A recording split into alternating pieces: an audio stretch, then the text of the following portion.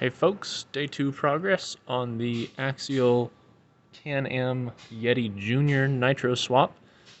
We've got pretty much everything figured out in place, so the only trimming I really had to do is for the engine head under the driver, and obviously the fuel tank at the rear wouldn't fit clean through, but almost everything you see is in its place. So we're going to have original steering. I just haven't hooked that back up yet. Throttle servo looks like it's going to be up here in the bumper. So this is going to reach through the front body mount and access the carb linkage, and we'll figure out brakes when we get to that point. I'm not really sure. I'll burn that bridge when I get to it.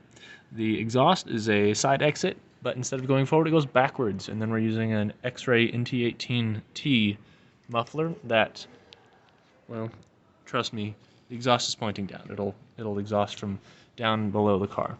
And the receiver, I think I'm going to mount it off to the side like this. I can take it out of the case and just use the circuit board to cut down on bulk, but this receiver will work with the stock transmitter that came with this guy, so that'll probably go off to the side or slide under the exhaust over here. And then probably a little 1 or 2 cell battery. I'm thinking some type of fuel line just rubbing against the spur gear for a brake system like I have for the Mini T's and Mini B's. So this is it basically. This is the final layout.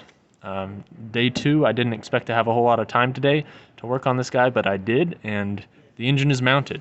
So it does actually spin. You can see the clutch bell spinning there. It's attached. Fuel tank's not. Throttle servo's not, but the engine is. Bolt it on there. It meshes. No bad sounds, other than pieces of the car dragging. Also wanted to show what I had to trim down. So I had to cut a little bit of the tub right there where the clutch just barely overhangs it. I also had to cut this rear suspension mount to clear the pull starter.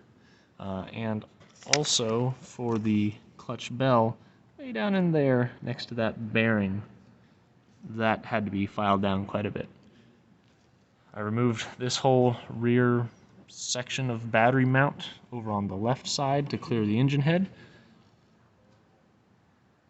And that was about it on the cutting, actually. So we're all set. Hopefully sometime early next week we'll have this thing up and running and tearing around the track. Thanks for watching. Hit the likes and subscribes. Let me know what kind of car you'd like to see Nitro swapped in the future. And this one will be for sale, so keep an eye out for the finished product and the eventual probably eBay listing for it.